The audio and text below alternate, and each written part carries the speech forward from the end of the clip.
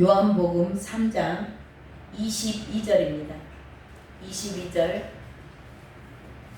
22절부터 30절까지 보겠습니다. 22절부터 30절까지.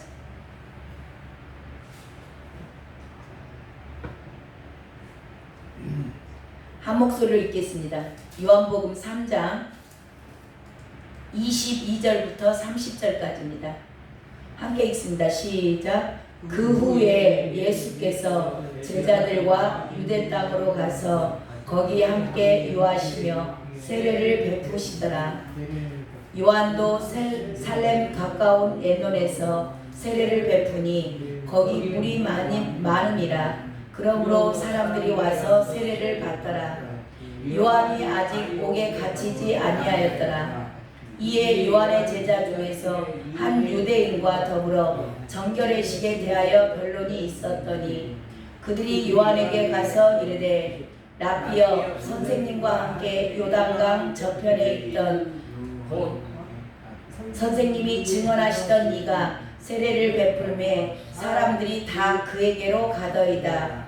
요한이 대답하여 이르되 만일 하늘에서 주신 바 아니면 사람이 아무것도 받을 수 없느니라. 내가 말한 바 나는 그리스도가 아니요 그의 앞에 보내심을 받은 자라고 한 것을 증언할 자는 너희니라.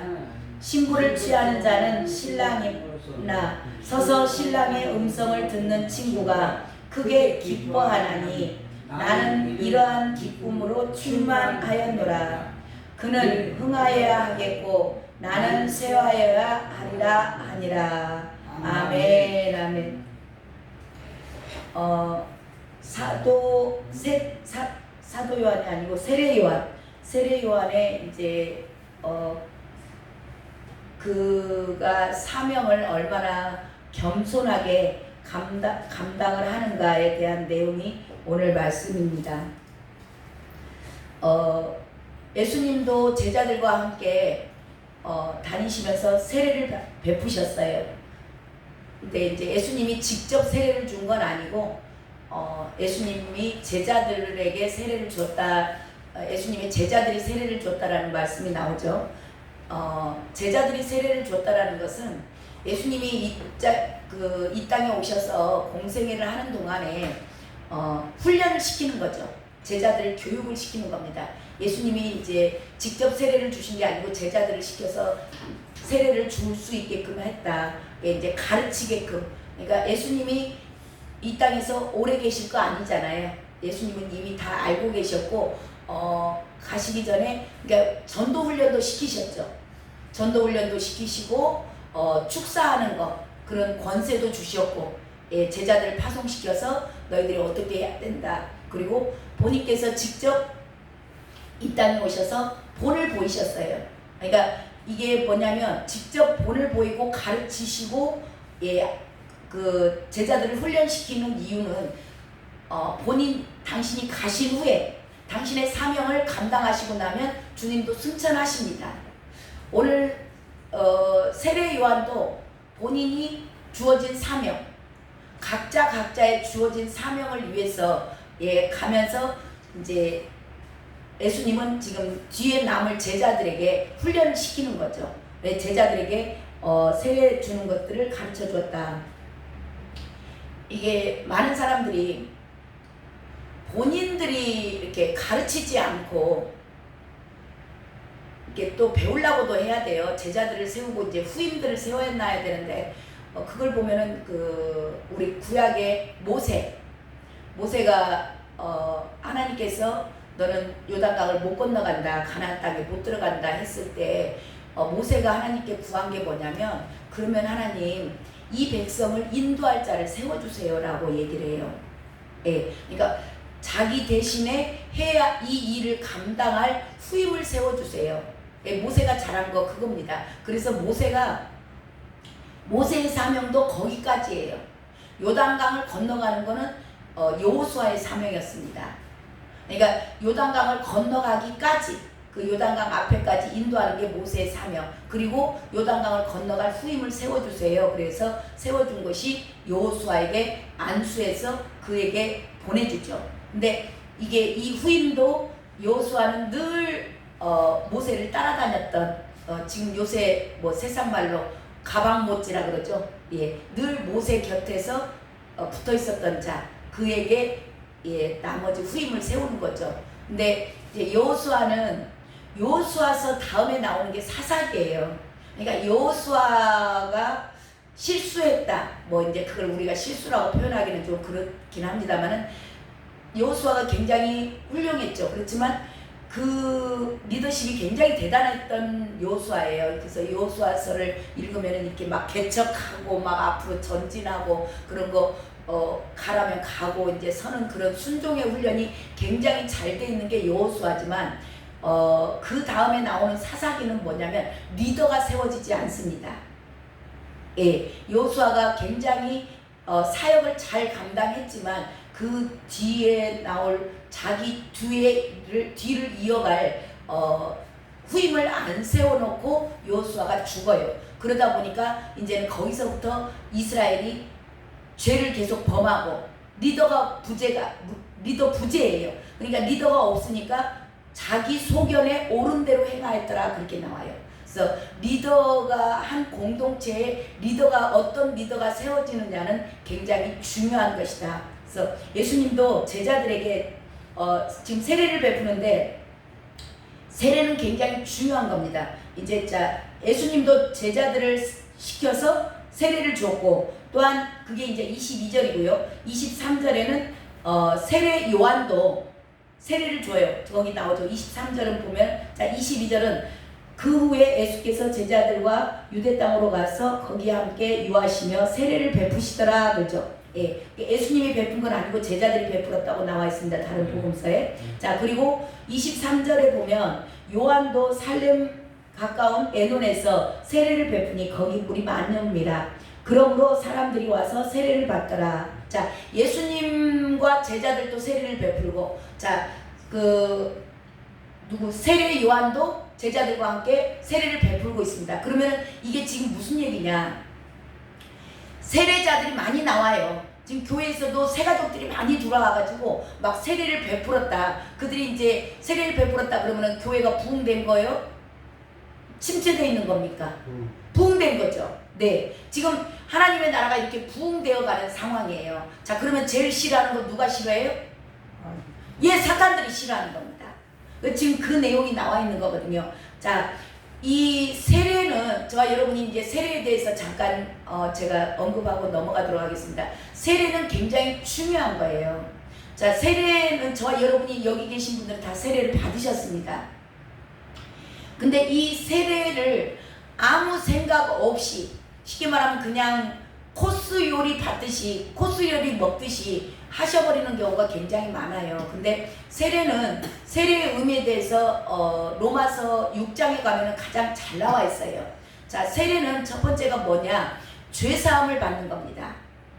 죄사함을 받았다는 얘기는 뭐냐면 우리가 원래 저와 여러분의 가장 큰 죄가 뭐냐면 내 마음대로 산 것이 죄예요.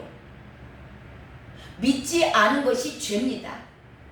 그래서 믿지 않으니까 내 인생이 내 것인 줄 알고 내 마음대로 살았잖아요. 이게 죄거든요. 이 죄의 몸이 죽는 거.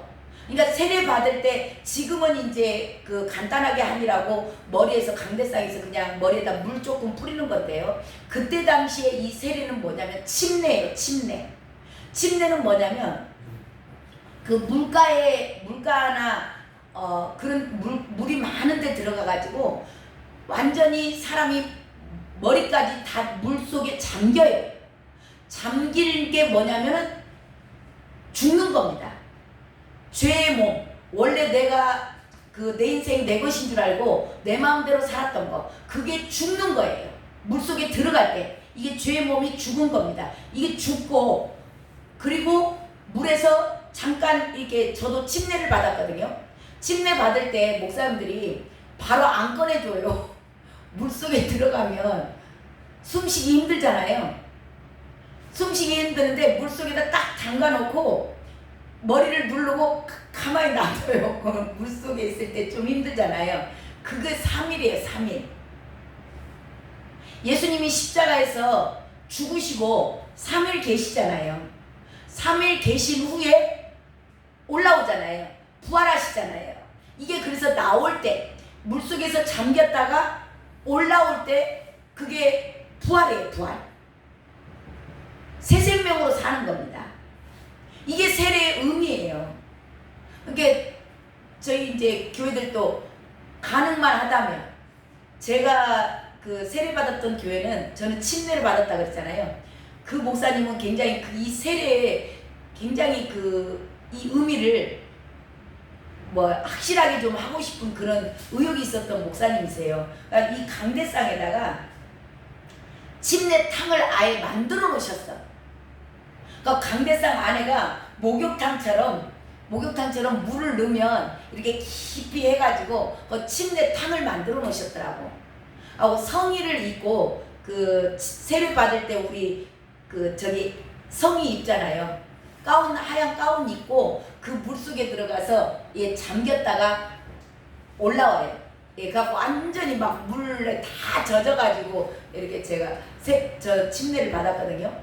근데 굉장히 그게 너무 좋았던 것 같아요. 자, 이 세례의 의미가 내가 물속에 들어갔을 때 옛사람 저는 죽은 거예요. 저는 실질적으로 제 삶에서 그게 일어난 것 같아서 그 침례가 정말 은혜예요. 너무 감사하더라고. 근데 지금은 이제 간단하게 그냥 물만 이렇게 뿌리는데, 근데 그런 레시피 실은 중요한 거 아니고, 지난번에 우리 그 세례 받으셨던 분이 정말 그 세례식 가운데 본인의 그분이 믿음이 확 자라가지고 엄청 잘 다니시잖아요. 그분이 세례 받을 때 하나님의 임재, 그건 이제 주님이 하시는 일이잖아요. 그냥 아무리 뭐 물속에 들어갔다 나와봐야 사람이 하는 것 같으면 아무 의미가 없죠. 근데 정말 그 세례식 가운데 주님이 임재하시고 그가 죄를 깨닫게 하시고 죄사함에 대한 은혜가 있다면, 이거 그냥 물을 뿌리는 게 중요한 게 아니고 물속에 들어갔다 나왔어도 옛사람이 안 죽었으면 세례는 의미가 없는 거예요. 근데 지난번에 그 세례 받으신 분이 얘기하더라고. 정말 뭔지 모르는데 괜히 눈물이 났대요.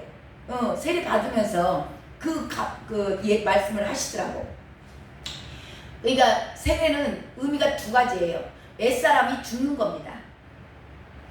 내가 내 인생 내 것이라고 알았던 거, 그 옛사람은 죽고 올라올 때 새 생명으로 사는 거예요. 이게 죄사함과 연합의 의미가 있어요. 자, 예수님께서 십자가에서 달려 죽으셨어요. 그러듯이 저와 여러분도 세례 받을 때 물속에 들어갈 때 죽은 겁니다. 죽고 물에서 올라올 때 새 생명으로 사는 거예요. 이게 예수님과 십자가의 죽은 자와 연합된 자, 이렇게 죽은 자들이 3일 만에 부활에도 연합된 자가 된다. 그래서 저와 여러분이 반드시 세례 받은 자들은 옛사람이 죽은 줄로 믿습니다. 그래서 죽은 자는 말이 있다 없다? 죽은 자는 밟아도 말이 없는 거예요. 이게 꾀꾀 가지 말고 그냥 혈기 부리지 말고, 이미 저와 여러분은 세례 받았을 때 옛사람은 죽었어요.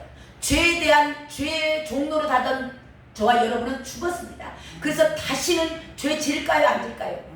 안 짓습니다.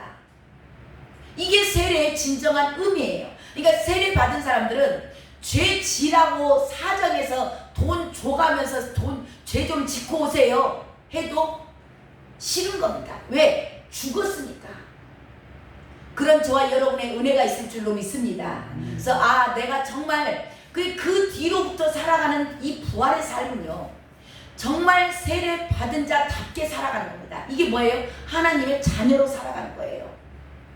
나는 하늘나라의 왕자고 나는 하늘나라의 공주야. 이제는 그 자태를 가지고, 그 자세를 가지고 정말 어떤 누가 봐도 저 사람은 그리스도인답다, 정말 저 사람은 하나님의 사람답다, 그런 자세로 살아가는 자들의 삶이 세례받은 자들의 삶인 줄로 믿습니다.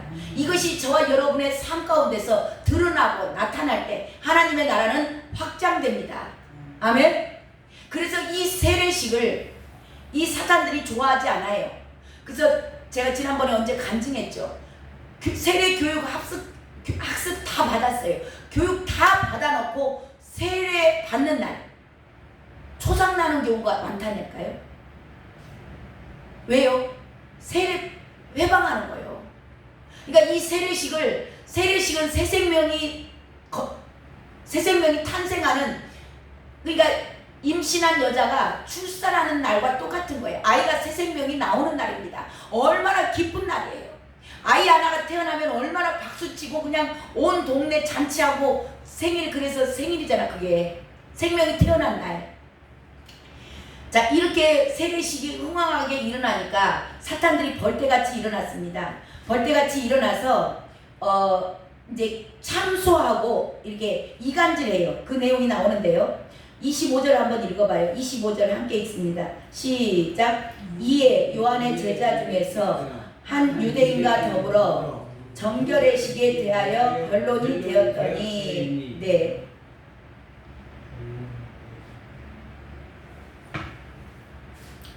자, 요한의 제자들에게 유대인들이 온 거예요. 유대인들이 와서 변론을 했다.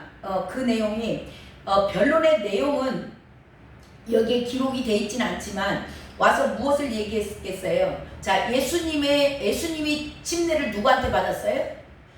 예수님이 세례 요한에게 받았잖아요. 사람에게 받았어요. 사람에게 받았으니까, 자, 세례를 주는 사람이 커요? 세례를 받는 사람이 커요? 세례를 주는 사람이 크다라고 생각을 하는 겁니다. 근데 예수님이 세례를 받은 이유는 사람에게, 하나님이심에도 사람에게 세례를 받았다라는 것은 뭐냐면 이거를 이렇게 협력해서 하나님의 나라를 완성시켜 나가는 게 맞다. 이렇게 하는 게 맞다라고 예수님께서 겸손하게 사람에게 세례를 받으셨습니다. 하나님의 나라를 완성시키기 위해서는 자기를 드러내는 게 아닌 겁니다. 그냥 모든 것이 협력해서 이루어나가는 겁니다. 높고 낮이를 따는 게 아니에요. 자, 근데 그거를 보고 유대인들은 지금 변론하는 내용이 이렇게 저희들이 추측을 해볼 수 있죠. 야, 저 예수라는 사람이 너희 스승한테 침례 받지 않았냐? 너희 스승한테 세례 받았잖아. 근데 그 사람이 지금 자기 제자들하고 저쪽에서 세례 주고 있어. 지금 요한도 이쪽에서 세례를 주고 있고 예수님도 제자들과 함께 저쪽에서 세례를 주고 있어요. 자, 그걸 가지고, 자, 저쪽에서도 세례 주고 여기서도 그러면 너희도 세례를 주는데 어떤 게 맞아? 저 사람은 쉽게 말하면 너희 선생한테 세례를 받았잖아. 그러면서 그 이야기를 갖고 지금 뭘 지금 사탄이 조장하고자 하냐면 경쟁심을 조작하고 싶은 겁니다. 사람 안에 있는 경쟁심, 그걸 자꾸 드러내려고 지금 요한의 제자들에게 사단들이 와서 쏙닥쏙닥 하는 거예요. 하와에게 쏙닥쏙닥 하는 것과 마찬가지로 지금 자꾸 이간질을 시키는 겁니다. 저 너네 스승한테 세례 받았던 사람이잖아. 막 그러면서 얘기를 하니까 이 제자들이 그것에 혹해요. 그래, 저 예수라는 사람이 우리 스승한테 세례 받았지? 그러니까 자기네 스승이 높다라고 생각할 수 있는 겁니다. 근데 왜 저 사람들이 이제는 저리 세례 받으러 가는 사람들이 더 많아? 예수님한테 가는 사람들이 더 많은 겁니다. 자기 스승에게, 원래 자기 스승이 높은 것 같은데 자기 스승에게 받았던 세례자들이 이제는 다 예수님한테 막 다 몰려가가지고 거기 가서 세례를 받아요. 그러니까 자꾸 뭔가를 안에 있는 뭔가를 들썩들썩 하는 거예요. 그리고 이게 사단들의 작전이에요. 저와 여러분이 속지 않으셔야 됩니다. 아멘? 자꾸 이간질을 하려면, 야, 네가 더 낫잖아. 네가 훨씬 저 사람보다 능력이 있어. 근데 왜 저 사람이 더 높임을 받아야 돼? 라면서 경쟁심을 자꾸 부추기는 거예요. 그러니까 요한의 제자들이 그걸 속아가지고 가서 그 선생한테 가서 그 얘기를 하는 겁니다. 요한한테 가서 26절 읽어봐요. 이제 이 내용이 거기에 나와요. 26절에 시작. 그들이 요한에게 가서 이르되 라비어 선생님과 함께 요단강 저편에 있던 이 곧 선생님이 증언하시던 이가 세례를 베풀매 사람이 다 그에게로 가더이다. 네, 요한에게 와서 그러는 거예요. 선생님이 그 세례 줬던 예수라는 사람 있잖아요. 그리로요 사람들이 다 가요. 그렇게 와서 이 얘기를 하는 거예요. 자, 가제는 걔 편이에요. 요한의 제자들이 누구 편이에요? 예수님 편이 아니고 편을 가르는 거예요. 지금도 교회 안에서 자꾸 편을 가릅니다. 선생님, 우리가 옛날에 다 세례 줬는데 이제는 선생님이 그 세례 줬던 그 예수한테로 다 가요. 사람들이. 우리 편이 그 사람들은 아닌 것 같아요. 그리고 편을 가르는 거예요. 이런 것들을 교회 안에서 분별이 안 되면 이제 당을 짓는다 그러죠. 네 편, 내 편 가릅니다.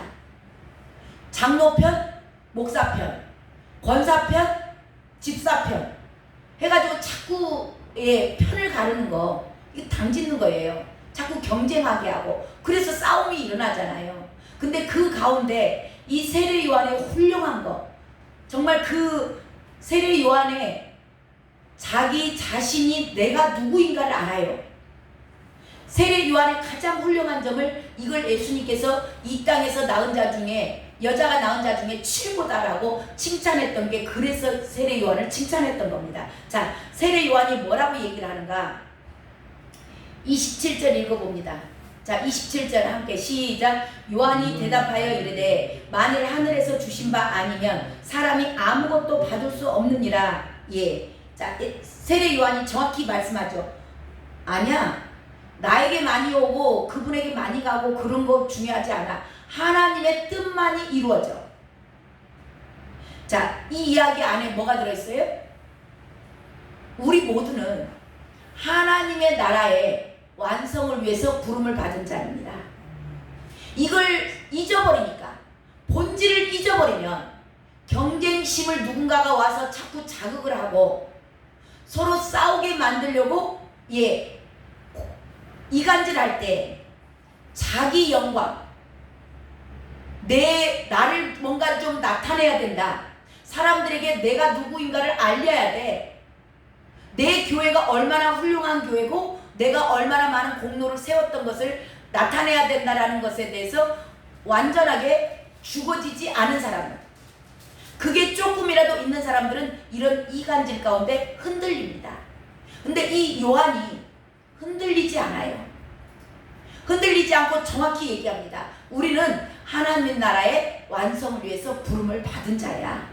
그러면서 다음 말을 이어나갑니다.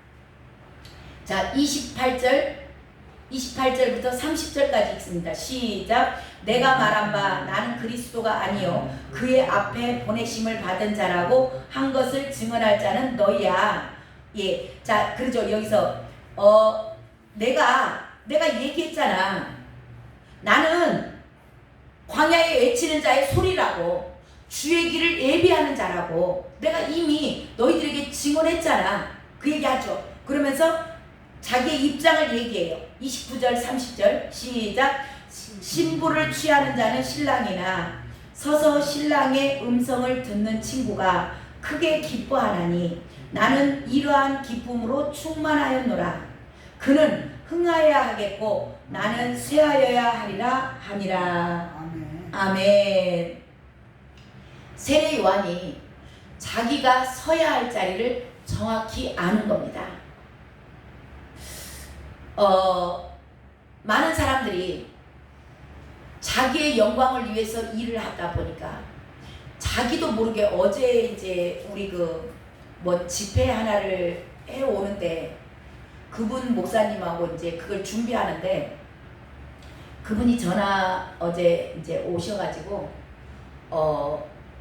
어떻게 할 것인가에 대해서 이제 저한테 물어보시더라고요. 어떻게 주관을 해 나가며 이제 그 모든 이렇게 관리 부분들, 또한 그 안에는 헌금도 들어가 있고 교회의 이제 이름 같은 거, 그런 거 이제 명성이라든가 뭐 그런 것들도 이제 드러나는 부분들이 있기 때문에 이제 그 부분에 대해서 얘기를 하시더라고요. 그래서 제가 말이 그거는 이제 제가 잘 모르는 사항이고 하니까 그쪽에 스태프들이 하시는 대로 뭔가 이쪽에서 해야 될 일이 있으면 얘기를 해주고 그쪽에서 해야 될 일이 있으면 하시라고, 그리고 이제 주님의 뜻이 이루어지는 것이 맞지 않냐 그랬더니 그분이 의외로 다른 목사님들은 그렇게 얘기하지 않는다라는 거예요. 그래서 아니 그것이 맞지, 왜냐하면 우리가 해야 될 일이 있고 우리가 못할 일도 있지 않냐, 그리고 그쪽에서 주선을 했던 그런 내용들이 있기 때문에 여기서 해야 될 일만 있으면, 해야 될 일이 있으면, 준비해야 될 것이 있으면 얘기해 주시면 제가 하겠다 그랬더니 다른 목사님들은 거의 그렇게 얘기를 하지 않고 본인들이 이제 다 주관해 가고 자기네들 교회 이름 나와야 되고 자기네들 뭐 이렇게 하는 자기네들 방식대로 해야 된다라고 주장을 하기 때문에 그런 부분에서 많은 이렇게 갈등도 있었고 그런 부분이 있었다는 얘기를 잠깐 언급을 하시더라고요. 그래서 제가 전화를 끊고 많은 분들이 정말 그 하나님 나라의 이 부름을, 저와 여러분 이게 성도들뿐만 아니고 목회자들도 마찬가지고, 목회자들만을 얘기하는 건 아닙니다. 성도들 모두도, 저와 여러분 모두는 이 본질을 잃어버리면 안 돼요. 저와 여러분은 하나님의 대사로 부름을 받았어요. 그래서 하나님의 예수 그리스도의 향기라, 예수 그리스도의 편지라 라고 성경은 계속 얘기하고 있는 거예요. 그러니까 저와 여러분을 통해서 예수 그리스도가 드러나는 겁니다. 저와 여러분이 증언할 것은 예수 그리스도예요. 그래서 성경의 전체는 신약 성경 어디를 가서 보든지 예수 그리스도가 드러나기 위해서 저와 여러분을 부른 겁니다. 근데 이 본질을 잃어버리니까 늘 자기를 드러내고자 하는 거예요. 그래서 변질되는 겁니다. 그러다 보니까 싸움이 되고 연합이 되지 않고 이게 늘 갈등 관계로 들어가는 거예요. 근데 그러면 왜 우리 이름은 하나도 안 나타? 자, 봐보세요. 대통령이 대통령 비서실장으로 누군가를 딱 세워요. 예. 자, 그러면 그 사람이 아이고 내가 짜잘하게 뭐 대통령 비서실장을 하고 있어요? 대통령이라 하라면 모를까? 그런 사람 있어요? 대통령이 당신 와서 내 비서실장 좀 하세요 라고 하면은 그 사람들이 싫어요. 짜잘하게 내가 왜 비서실장을 해요? 내가 대통령이라 하라면 모를까? 그런가요? 그렇지 않잖아요. 대통령 비서실장을 시키면 얼마나 영광으로 감사해요. 나 같은 게 뭔데 그러면서 막 너무 기뻐서 비서실장 한다고요. 저와 여러분을 잘 생각하셔야 돼요. 저와 여러분에게 하나님께서 너 내 비서실장에 그러는 거예요. 근데 이 예수 믿는 사람들은, 명색이 크리스천이라고 하는 사람들이 자기가 왜 비서실장 해야 되냐, 내가 영광 받아야지, 내가 대통령 해야지, 그러시는 분들이 너무 많은 거예요. 말로 표현은 안 해요. 그분들이 말로 표현은 안 하는데 그들의 삶과 그들의 태도를 보면 그 얘기와 똑같은 거예요. 왜 주님이 영광을 받아야 돼요? 주님, 나도 영광 좀 받아야지. 그러면서 자기가 계속 나와. 예수님은 뒤로 밀어. 그리고 자기가 앞에서 영광 다 받는 거야. 이거 무서운 일입니다. 그래서 그 루머 있잖아요. 목사가 천국에 올라오니까 장로님하고 목사님하고 둘이 천국을 갔대요. 천국을 갔더니 예수님이 맨발로 막 뛰어나와서 목사 손을 붙잡고 누구 목사 왔냐고, 김 목사 왔냐고 막 그러면서 너무 반갑게 하더래요. 그러니까 장로님이 옆에서 서운한 거예요. 아이고 주님, 예수님 너무하십니다. 제가 세상에 있을 때도 밤날 이 목사님 내가 수바란이라고 늘 밑에서 이렇게 한 거 안 보셨냐. 근다고 세상에 여기 천국에 왔는데도 목사님만 그렇게 반가워 하시냐고, 서운하다고 그랬더니 주님 하시는 말씀이 어이 이장로 그것이 아니네. 내가 목사가 또 오래간만에 와서 반가워서 그랬네. 이해를 하소 그러더래요. 목사들이 천국 가기가 어렵다는 겁니다. 뭔 얘기? 그 얘기 하는 거예요. 왜냐면 지금 목사 이야기가 실은 저는 그건 아닌 것 같아요. 많은 사람들이 주님의 부르심을 받은 거, 저와 여러분 다 왕같은 제사장입니다. 모든 사람들이 다 제사장이에요. 지금은 만인 제사장 시대 가운데 삽니다. 그래서 저와 여러분이 어디를 가서든지 주님이 하셨습니다. 주님께서 은혜 주셔서 저와 여러분은 오늘 눈 뜰 수 있었던 거 주님이 생명 주셨어요. 그래서 오늘 하루도 아침에 기도 뭐라고 할까요? 근데 주님이 그 말씀 하세요. 오늘 나에게 생명 주신 주님께 감사함으로 정말 주님이 기뻐하시는 일, 주님께 영광 올려드리는 그런 하루 되게 해달라고 기도하라 하시더라고요. 이게 제사장다운 삶이에요. 주님께서 주신 하루를 정말 최선을 다해서 주님의 기쁨이 되고, 이게 겸손이거든요. 이게 정말 주님의 은혜를 아는 자, 주님께서 모든 것을 하셨습니다. 주님께서 주신 물질이고, 주님께서 주신 건강이고, 주님께서 주신 오늘 하루의 삶, 정말 내가 주님을 위해서 쓰리라. 그런 복된 하루, 그렇게 겸손하게, 이게 참 겸손이에요. 이 세례 요한에게 그게 있었던 겁니다. 그래서 주님께서 칭찬하셨어요. 저와 여러분도 오늘 하루 살면서 정말 모든 것이 주님의 은혜입니다. 주님께서 하셨습니다. 예, 그렇게 주님께 영광 올려드리는 복된 날 되시길 축원합니다. 주님 감사합니다. 저희들을 얼마나 내가 잘난 것처럼 늘 내 안에 있던 내 옛 모습, 그 죄성들이 불끈불끈 우리 안에서 올라올 때가 얼마나 많았지요. 내가 잘나서 한 것처럼 나에게 오늘 또 주님께서 이렇게 입술에다 목소리를 트여주지 않았다면 오늘 이 말을 어찌 전할 수 있었겠습니까? 하나님, 이 모든 것이 주님의 은혜였습니다. 주여, 오늘 또 그 은혜를 아는 자로서 겸손하게 살아가게 하시고 주님의 영광을 위하여서 오늘 하루 정말 주님의 기쁨이 되기 위해서 내가 뒤돌아보니 오늘 살았던 그날이 최고 주님에게 칭찬받을 수 있었던 날이다라고 기억할 수 있는 그런 하루 되게 인도하여 주시옵소서. 오늘 또 살아계시고 우리와 함께하여 주실 존귀하신 예수 그리스도의 이름으로 기도드렸습니다. 아멘. 우리 이 시간 간절히 기도합니다. 주님, 제가 겸손한 삶, 주님의 은혜로 살아가는 삶, 정말 내 위치를 아는 자 되게 하여 주시옵소서. 주님 이름 한번 부르고 간절히 기도합니다. 주여.